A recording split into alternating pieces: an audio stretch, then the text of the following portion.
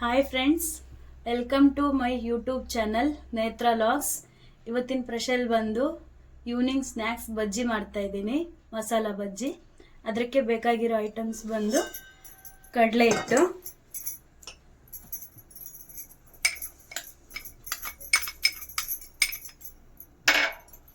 ಖಾರ ಪುಡಿ,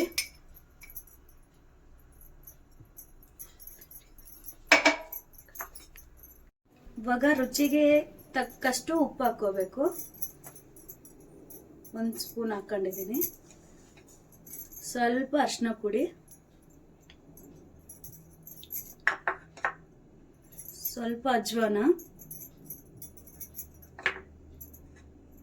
ಸೋಡಾ ಒಂದು ಸ್ವಲ್ಪ. ಇವಾಗ ಇದೆಲ್ಲ ಮಿಕ್ಸ್ ಮಾಡ್ಕೊಳ್ಳೋಣ. ಇವಾಗೆಲ್ಲ ಮಿಕ್ಸ್ ಮಾಡ್ಕೊತಾ ಇದ್ದೀನಿ. ಎಲ್ಲ ಈ ತರ ಕಲ್ಸ್ಕೊಂಡ್ಬಿಟ್ಟು ಒಂದು ಸೈಡ್ಗೆ ಇಟ್ಕೊಳ್ಳೋಣ. ಇವಾಗ ಹಿಟ್ಟು ಈ ತರ ಎಲ್ಲ ಕಲ್ಸಿ ಇಟ್ಕೊಂಡಿದೀವಿ. ಮೆಣಸಿನ್ಕಾಯಿ 2 ಪೀಸ್ ಮಾಡ್ಕೊಂತೀನಿ. ಒಂದರಲ್ಲಿ 2 ಪೀಸ್ ಮಾಡ್ಕೊಂತೀನಿ.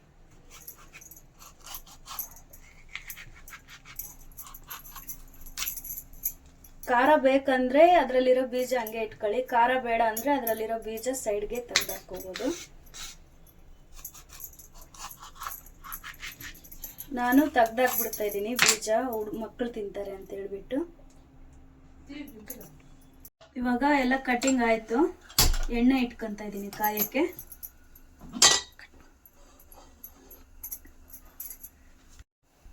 ಇವಾಗ ಎಣ್ಣೆ ಹಾಕ್ಕೊಂತ ಇದ್ದೀನಿ. ಇವಾಗ ಎಣ್ಣೆ ಕಾದಿದೆ. ಒಂದೊಂದಾಗೆ ಬಜ್ಜಿ ಬಿಟ್ಕೊಳ್ಳೋಣ.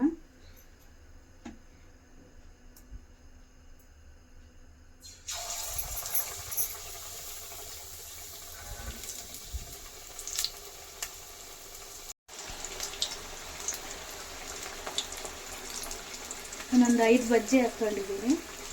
ಇದು ಚೆನ್ನಾಗಿ ಫ್ರೈ ಆಗಿದೆ.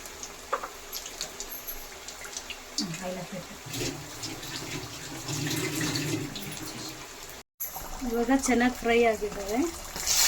ಪ್ಲೇಟ್ಗೆ ತಕ್ಕೊಂತ ಇದ್ದೀನಿ.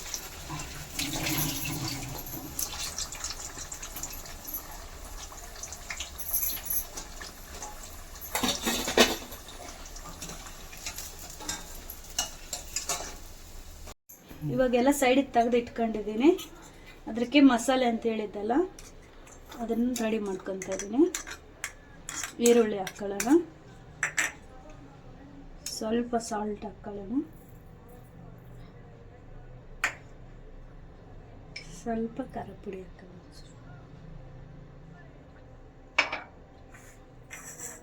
ಇದೆಲ್ಲ ಚೆನ್ನಾಗಿ ಮಿಕ್ಸ್ ಮಾಡ್ಕೊಳ್ಳೋಣ.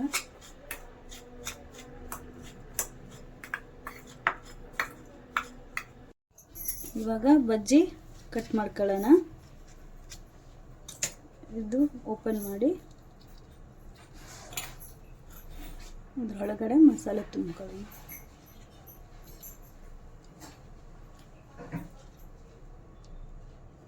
ಮಸಾಲೆ ತುಂಬ್ಕೊಂಡು ಅವಾಗೆ ಹುರಿದಿಟ್ಕೊಂಡಿದ್ವಲ್ಲ ಕಳೆ ಬೀಜ ಹಾಕ್ಕೊಳ್ಳೋಣ.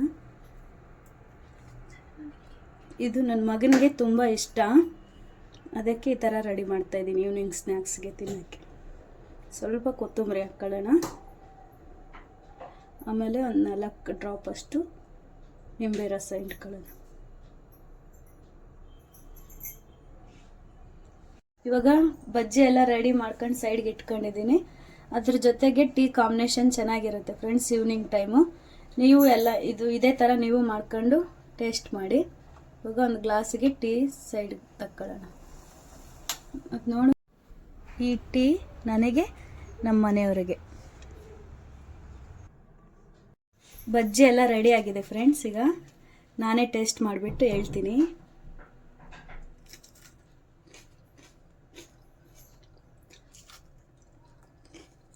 ಸೂಪರಾಗಿ ಬಂದಿದೆ ಫ್ರೆಂಡ್ಸ್. ನೀವು ಟ್ರೈ ಮಾಡಿ. ಇಷ್ಟ ಆದರೆ ಕಮೆಂಟ್ ಮಾಡಿ, ಲೈಕ್ ಮಾಡಿ, ಶೇರ್ ಮಾಡಿ.